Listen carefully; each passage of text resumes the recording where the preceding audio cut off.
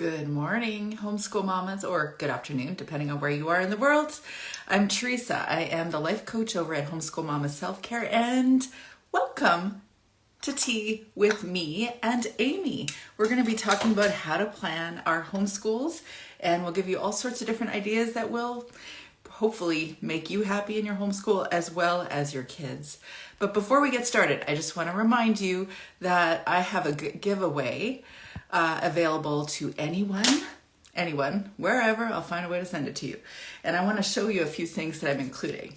I've got a local soap maker that has the most delightful soap. It almost makes you feel like you could eat it. You can't.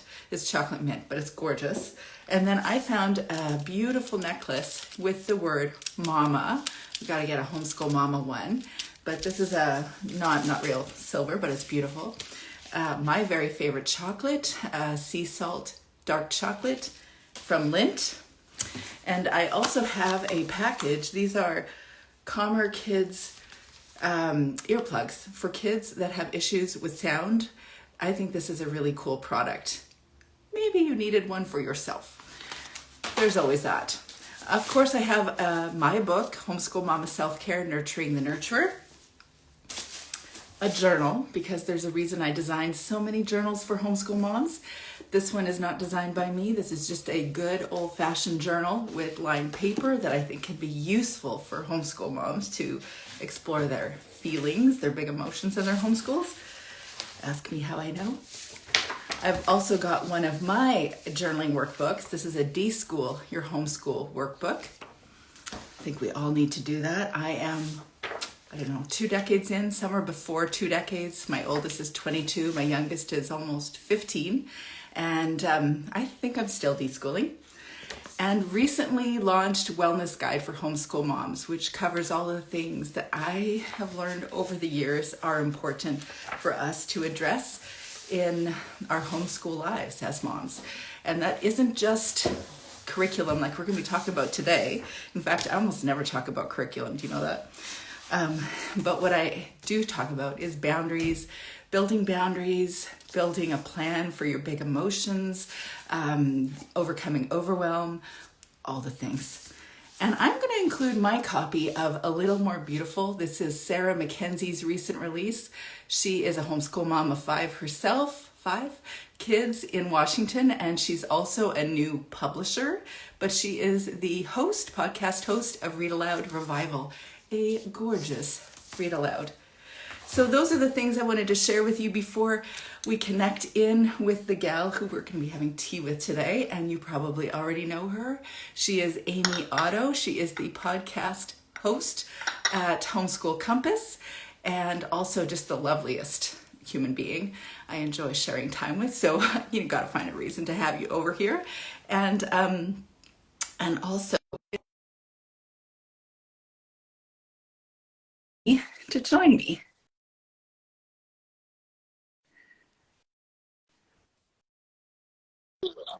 Hi. Hey, nice to see you.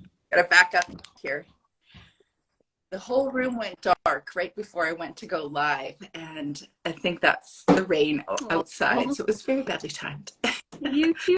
Yeah, Teresa. nice to It's so great see you. to do this with you. Thank you. So much fun. And it's always like, to me, I love being able to offer opportunities for people to listen to real homeschool moms conversations. And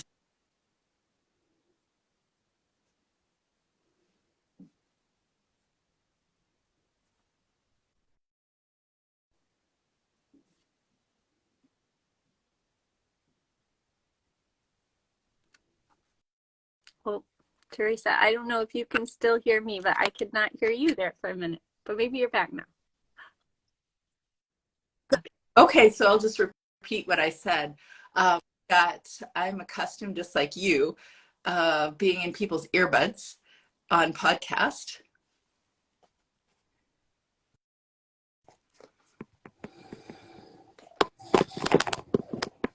He's still there?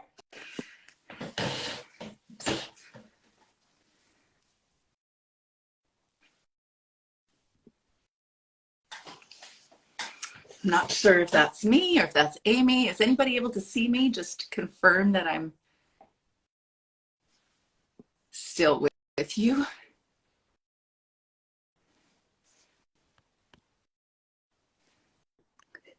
Hey, okay. Let's just Okay, sorry. keep I going. don't know Not what sure what happened happened either. there. It booted me out and then now I'm back. Don't So, welcome to technology. Over the last 3 years, since I started doing all this stuff online, um, I have learned every little technology rabbit trail known to technology. And I am not your girl. I'm not the one that says, why don't I just take up a few same. technology things? Yeah, but it's a really amazing way to connect in the homeschool world because I don't know about you, but I'm meeting people from all over the world. And, you know, frankly, I'm probably spending more time across the world than I am in my own backyard. But so, Aimee, would you introduce yourself, share a little bit about your what brought you to homeschooling, your initial homeschool Yes, journey? absolutely. So I'm Aimee. I get to host the Homeschool Compass podcast and do a lot of content over at the Homeschool Compass here on Instagram and on our blog, which has been really fun for me. But I'm also a homeschool mom. So I have two kids. They just had their birthday. So they're now 10 and 12. We're all in the double digits. We no longer have any little ones. I cannot say I'm a mom of littles at all, or even pretend to be. Those days are behind me. But we live here in Massachusetts, which is a lovely place to homeschool. I always tell people, if you look in the US, at least, if you look at the HSLDA website to look up the homeschool regulations for your state, Massachusetts is always in red, like we're a bad state for homeschooling. But I think it's lovely that we have so many great historical landmarks and museums and places for field trips. And I have just found it to be really great place. So my husband and I homeschool together, which is fun. And yeah, I knew very early on that I wanted to homeschool. Probably when I was like in middle school or high school, I ran across some other kids who had been homeschooled, and I thought that is just the coolest thing. If I have kids someday, I want to be the one to teach them. I want to be the one to read books with them and get to go on all these fun adventures with them. So when my husband and I started dating, we were, I think, 17 and 18, maybe. We were young. And I remember like one of our very first dates, we had gone to some burger place. And I said to him, I just so you know, I'm really thinking about homeschooling my kids if we have kids one day. So if you're not on board with that, we probably shouldn't continue this conversation, which is kind of bold for 17-year-old me now that I'm looking back at that. But that was just always something that I was really excited about. And he was more than happy to go down that path with me. So here we are all these years later, walking it out.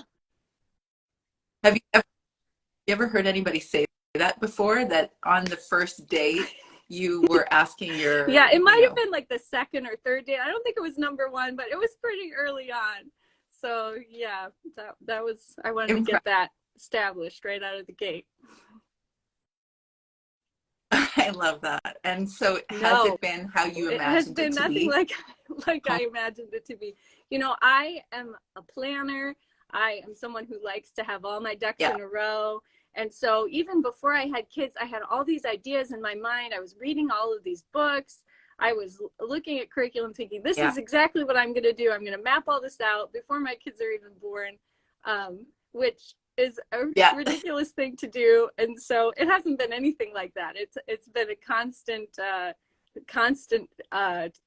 crying out to the Lord for wisdom, like help me figure out the best way to go forward with these kids that are in front of me, because you just can't plan ahead of time what you're going to be dealing with, what life is going to throw at you, what your kids are going to need from you. So no, it has not gone according to my plan one little bit, but it's been a lovely journey. But so much fun, except for some days, but so much fun outside of those days. It's sure a lot of adventure and so much growth and learning. And who gets the best education, really? Us. At least that's my experience. I remember you saying on my podcast, and it just stuck in my head, that we get to have a seat at the table too. And so I thought that was a perfect thing to be discussing. I mean, you came up with the idea of let's talk about how to homeschool plan, because a lot of people are asking you at this time of year. And then I thought, wow, you spoke about having a seat at the table as well, and also engaging, curriculum, resources, field trips, memories that we want to create with our kids. And we can do things that we would enjoy as well. And before we get started on that, I would love to hear what you've learned about you this year and what you've learned about your Sure. kids this year. Yeah. So what I've learned about my kids, I think is something that I knew, but this year it's really come home to me in a big way. I think intellectually I knew what works for one child is not going to work for the other child necessarily, but this year has been the year where that has really been hammered home to me on a daily basis. My two kids are very opposite in their personality and their needs, in their preferences, what they like, what they're excited about.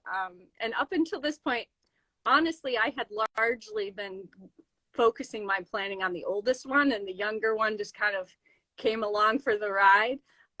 But this year, she really kind of made it clear, like, this is not going to work for me anymore. You can't just throw me the same math book that you gave my older brother and expect me to respond in exactly the same way. This is not how I learn. This is not how I want to engage this material. So you're going to have to find some new ways of engaging with me. And that has been a challenge for me, for sure. I've had to grow in some ways this year that I maybe kind of was coasting through in years past. But it's been really fun to see her respond to those shifts that we've been making, and also kind of having some subjects where maybe we focus on her way of learning and her brother comes along for the ride, and he hasn't been in that position before. So that's been a big growth area for him too, to understand that not always is the material going to be presented in a way that's tailored to exactly how he wants to learn. Sometimes he has to stretch himself to learn in new ways too. But I think it's been really good for all of us to experience that. And yeah, so that is the biggest thing I would say, is just that reality that every child really is different. Yeah. They are. Yeah, my college, or not my daughter's, my third daughter is graduating, and her college residence interview, the lady had commented that it's so lovely to see you honoring each of your children's journeys to become who they were meant to be. And I accepted the compliment as it was intended. And then later, thought to myself that I had no choice, because I saw how clearly this is them, and I could encourage them to go some traditional path, but it really didn't fit them. So then you honor who you see, and it just naturally will happen. You'll see your kids who they are if you do this homeschool thing long enough. And I'm curious if your firstborn learned similarly to you, and it was just intuitive to teach him. He is the one in personality that is more similar to me. He loves to read. He loves to he's very visual, and then the second one is more kinesthetic. She's more full body engaging, very hands-on. So yeah, that's interesting. Mine was exactly the opposite, whereas I actually essentially unschooled self-directed learning my firstborn, because she just required it and was needing that. And then I thought, well, now we found the right philosophy. And then 6 months later, I could see, but the other three are not happy with this, are bored, want more structure. And so then you just do what you need to do to serve the child in front of you. Never fully figured out 100%, because that's not a thing. And just keep learning from them, learning from how you're engaging it, if you like it, don't like it, if it serves all of you, and then just keep doing the thing. So thank you for sharing that. Have you considered, I'm sure you have, let me say this differently. I would love to hear what you would say are the values that undergird how you engage your homeschool family. Yeah, I think for us, quality time, that time together as a family, is a big one. Our kids are getting older now, and so sometimes they'll make these comments like, hey, why don't we have a bigger house? Or why don't we have more cars? Like this other family, we only have one car. Or why don't we have, why don't we go on this many vacations a year or this trip to Europe or whatever? And we're very quick to tell them, this is a conscious decision that your dad and I have made because we want to be intentional about spending as much time as we possibly can with you during these years. We don't want to, put you in school for 7 hours and then have you go to after school care and then have you at camp all summer long and we only see you for a couple hours, here and there, and maybe some time on the weekend. That's not the life that we want to have. We want to have a life where we are all together. And so that does require certain sacrifices. There are certain things financially that maybe you will see other families doing that we're not going to be doing. But you get to spend all this time with your parents.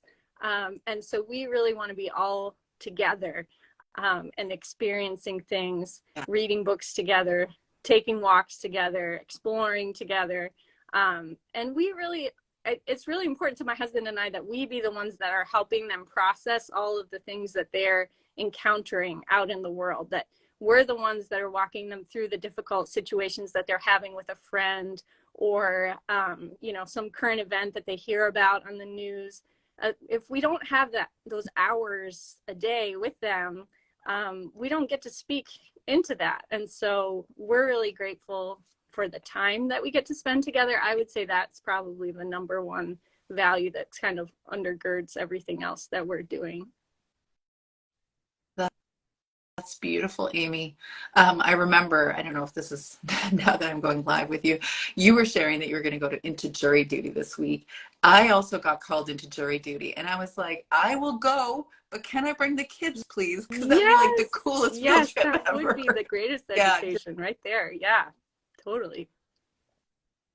It really, yeah, opportunity to be together. Absolutely beautiful. So let's just jump right in. So what do you see as value or different curriculum or maybe just different routines, or how would you approach the question, how do I help other homeschool moms plan their homeschools? I know, where would you right? even There's so many different directions you can go with that. I always try to encourage everyone to start before you start looking at all the curriculum, before you pull out your calendar and start mapping out the days, to just try for a little while to have some time to get quiet by yourself, maybe with your journal. You and I are both big journal people. Spend some time in prayer, spend some time reflecting, and just really think about what is most important, because it's so easy to just jump on all the homeschool blogs, jump on Instagram, see what everyone else is doing and come up with a list of 15 things that are super important to you. And then before you get down the road, you're totally exhausted, you're burned out, and then you realize, wait a second, we didn't even really do the things that were most important to me. We were so busy chasing after, all these things other people are doing. So I find that if I take the time to try to get as clear as I can about maybe one or two things, really like a really short list of this is what's most important for this child this year. This is going to be my number one thing. I try to write that down first before I even get into anything else. And for us, it's been kind of different. Like I remember one year I was like, I feel like neither of my children can spell at all. Like, how did this happen? We've been working on spelling, but we just somehow like missed the mark on spelling. So I'm going to make that a priority this year. And so every day that would be the thing that, if we had a short day and some other things fell by the wayside, I would just make sure, okay, this is the thing that we're not going to let slide. And other points, I remember one year I really wanted to work with them on chores, like helping around the house and teaching them how to do some things and getting that to be a solid part of the routine. So all that wasn't falling on me at the end of every day when I was exhausted. And so that was a priority. And maybe there were certain academic things that we didn't spend as much time on that year, but we really focused in on getting a good system around that. So just whatever it might be, think about for each child and maybe for your overall family, what are the most important things, and make sure you write that down first before you go into all the other steps, which there are many other steps, but that's a good starting place, I think. Really good. I know for me, it was very hard for me to keep it to just a few things. So I kept this journal, of course, but I kept a journal with each of the kids' names on different sections with different years. And then I would write down in subject areas so that I could keep track of ideas. I would write down, these are things we could do for science, or these are things we could do for fine arts, or all the different things that mattered to me. And then I've used that as a resource over the years. And I went back and said, okay, well, maybe we'll fill in a few blanks there. We'll add a few things to our year. But mostly I discovered still there's tons of ideas in there that I think I will never use. And they're very cool. But it's a really great place for me to store all that idea, because everyone comes up with yet one more curriculum idea.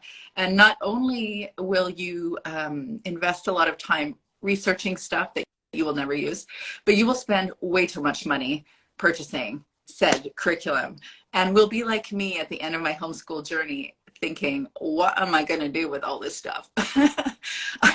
I think right now, if I were to put this stuff out there, I might be able to compete with christianbook.com. Yeah, I'm right there with you. I have a giant stack right next to you. Most of it is stuff like if I see a homeschool mom that's giving away something, I'll just grab it. I'm like, oh, maybe we'll use this one day. Now I have this huge pile. Like, there's no way we will ever go through this. But yeah, it's hard to let it go. Yeah. You know what I was thinking, actually, because I have so much stuff that I'm going to, over after this Mother's Day Live series, I'm going to actually do a mini series for the new homeschool moms and just pull out different resources. Not that you should buy those specific resources. Some of them might not be available because I've been doing this for so long. But, you know, just as a think about how you can engage a learning opportunity with your kids outside the box, because thinking outside the box with our learning stuff, our books, our resources, all the things, really, if anything, it's just puts us at ease as moms to realize your children are learning so much, and they're always learning things through field trips and videos or documentaries. I guess we don't call them videos anymore. And math dice games and games of all sorts. And really, you can pull out any resource and make it a learning opportunity, or you cannot pull out a learning resource and let them just discover their own learning things. But I'd love to hear some of the things that you especially enjoyed doing with your kids, or some of the things that your kids like. That's a great question. I feel like for me, my favorite is the read aloud time. I just love that so much. And we've had different kind of iterations of that over the years. We, you know, sometimes we've done it in the afternoon, sometimes we've done it in the morning, sometimes we've done it before bed. But when I think about the things that have really had the biggest impact for our family culture and for our kids, I would say, you know, the books that we've read aloud together and that have just, you know, we have shared memories around that. Those have been really, really precious and worthwhile things that we've done.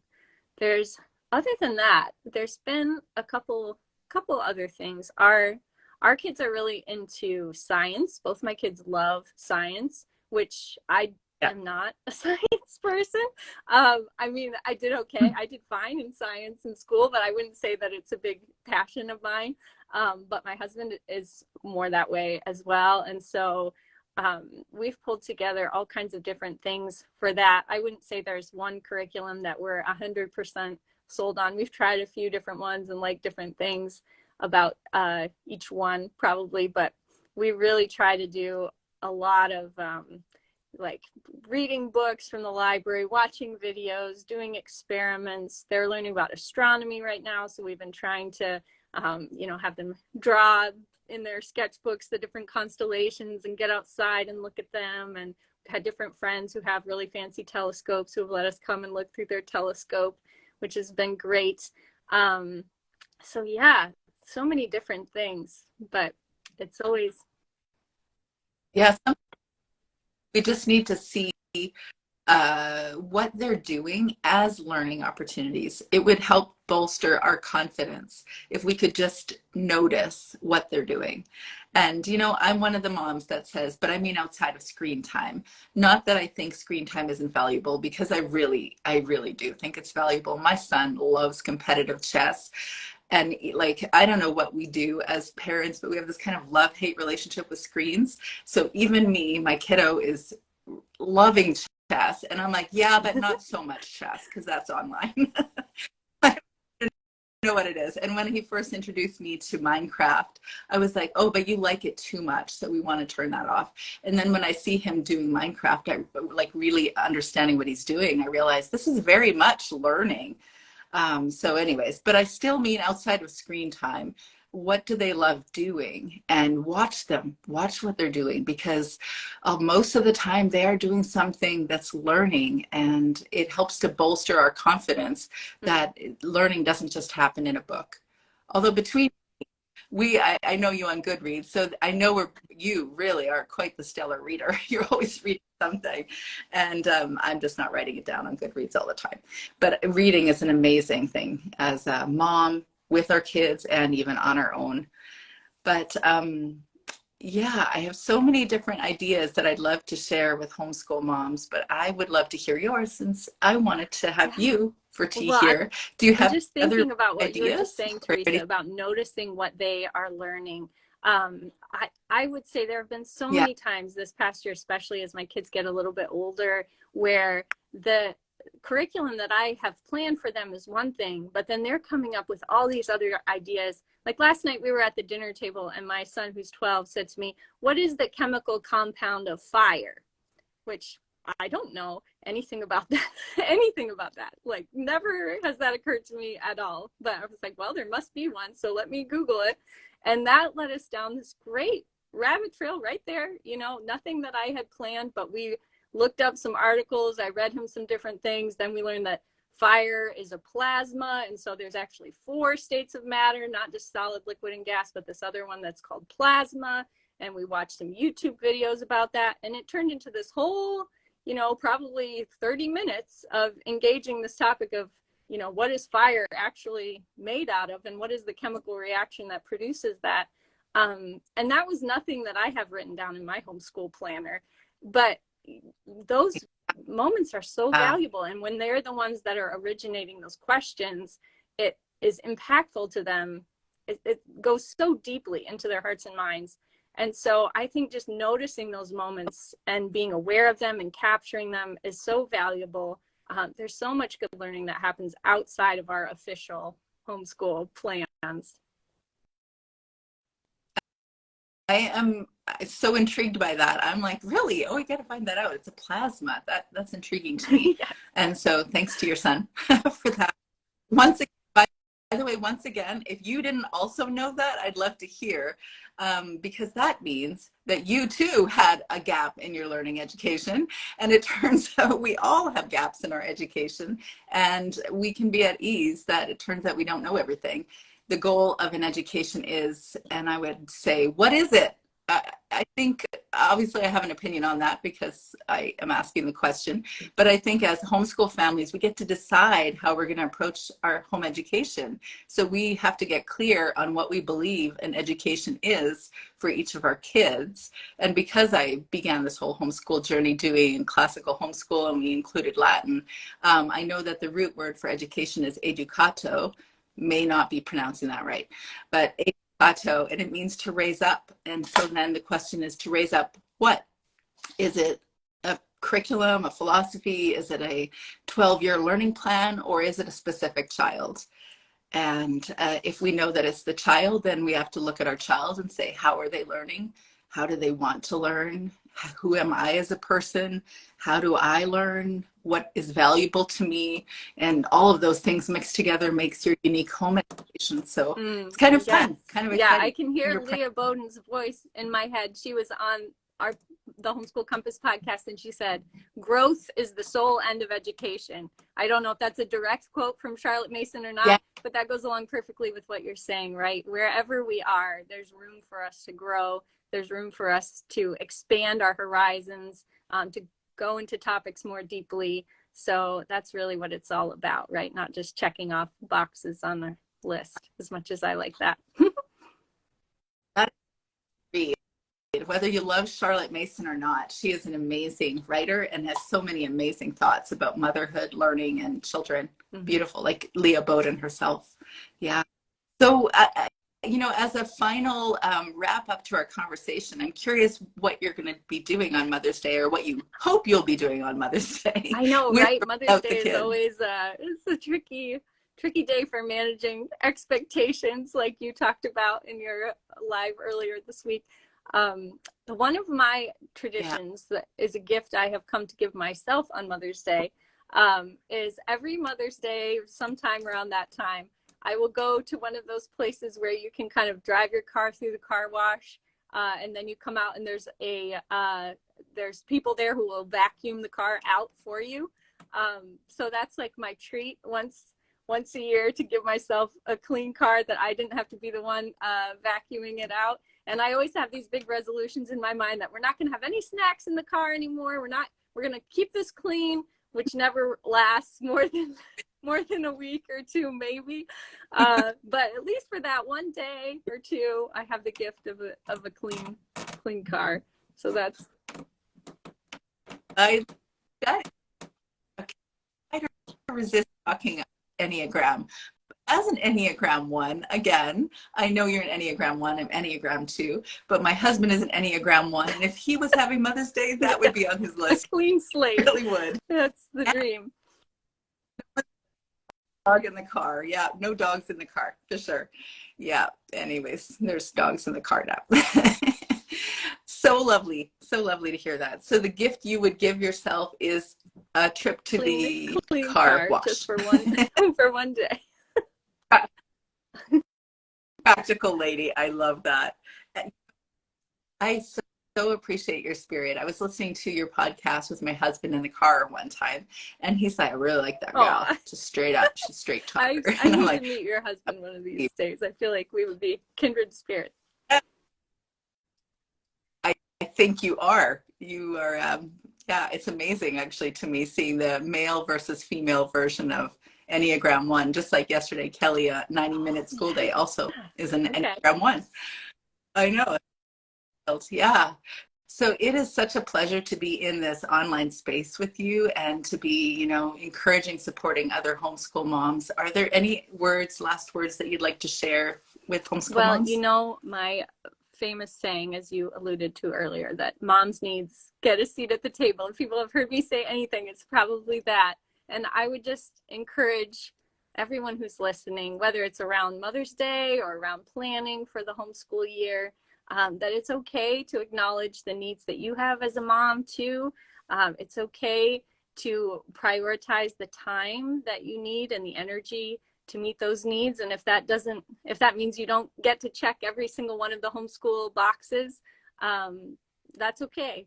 It's okay to go at your own pace. It's okay to make a homeschool plan that's realistic for who you are. And if that means you need more rest, if that means you need more time, quiet time, it's okay to prioritize those things too. So that's my big encouragement for everyone always. Thank you, Aimee. Beautiful words. Beautiful words. Thank you. And if anybody's interested in learning more, they can find you. Obviously, that's your Instagram channel, and you're the Homeschool Compass podcast host, and you're also on Homeschool Compass on your website, right? Yeah. And that Facebook, I haven't mentioned. Facebook and Instagram, Homeschool Compass. Right. Yes. Thank you, Teresa. You are such a lovely presence here on Instagram and such a great encourager. So I highly recommend that everyone connect with you, and your podcast is always thought-provoking and gives me lots to journal about, because I love to journal. So thank you for all that you do to pour out to the homeschool community. Thank you. I am honored to be part of it. Yes. Thank you for being here, and happy Mother's Day, everybody.